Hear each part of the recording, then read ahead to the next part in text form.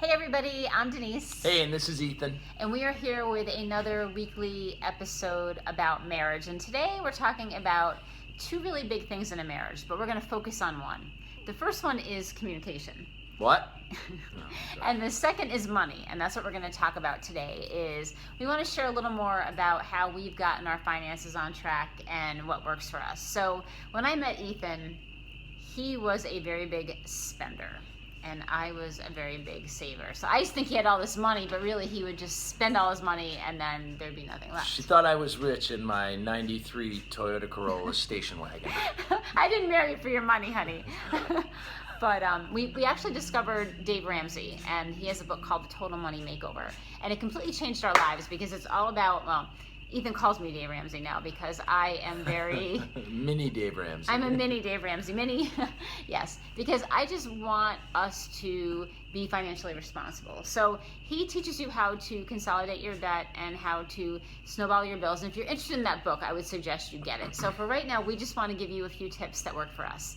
The first one is I found that by setting Ethan up a separate spending account, it makes us both a whole lot happier. Because for me, the money goes into his account and I don't have to think about it anymore. I don't have to look at the credit card or the debit card and be like, what are all these charges? He has his money, it's in his account, and he can spend it however he sees fit.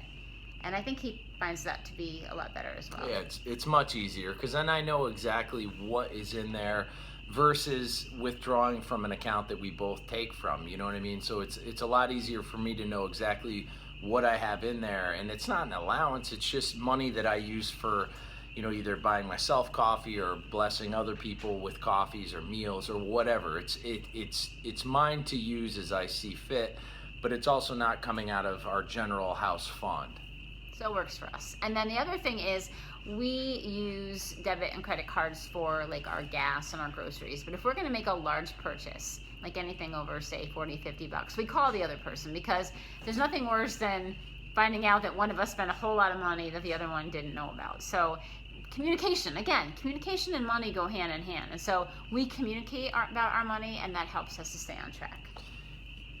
Another thing that we do too is we share, obviously, you know, you can probably judge by now, but we share our finances. We always have, and that's something that I know a lot of couples don't, and I know it can create a lot of problems. And it would for me, because at one point in our marriage, Denise made a significantly more than I did, and now that's turned. But I've never felt like I've had to go without, and I don't ever want her to feel like she's had to go without. So I know there's some couples that don't share their finances, and hey, if that works for you, that's fine. But talk to your spouse and find out how they really feel about that. Because for me, I wouldn't be okay with it.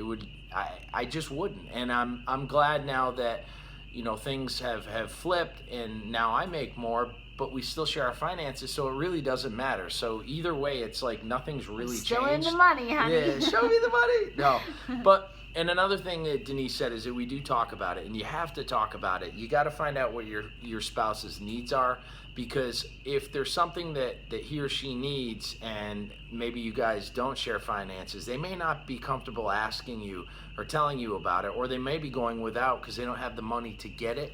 And that's not a place you want to be in. I mean, this is my best friend, and we're married, and I want her to have whatever she needs. And I don't say wants, because I want some crazy things sometimes. I'm saying needs. We all have needs.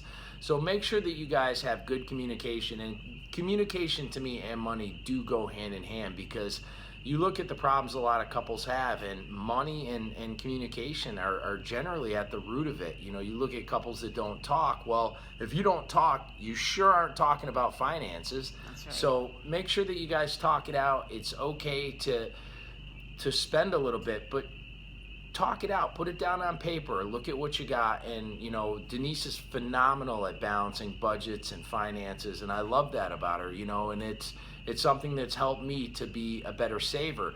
You know, I grew up, my mother was a phenomenal budgeter. I mean, she was phenomenal. I remember her balancing a checkbook when I was a kid, and she taught me a lot about it. Unfortunately, I spent a lot of time with my dad, who is awful, lived hand to mouth his whole life, or at least since I've known him. And I picked up a lot of that. Unfortunately, boys emulate their dads, and even in some bad ways too. So I picked up a lot of spending habits from him. Whereas I had one good role model for saving and budgeting, and then I had a really bad role model that I seemed to follow a little bit more, and that hand-to-mouth lifestyle. But if you really do talk it out and you really do budget, you can live a lot better than you're living now and not have to live paycheck to paycheck. That's right. And I always want to close it with, when you marry someone, the two become one. Yep. God sees you as one. And that's really important to remember. So really, when it comes to your finances and anything that you have, it should be together and it should be shared. Thank you for sharing, honey. Thank you guys for watching. God Show me bless the you. money. No, I'm joking.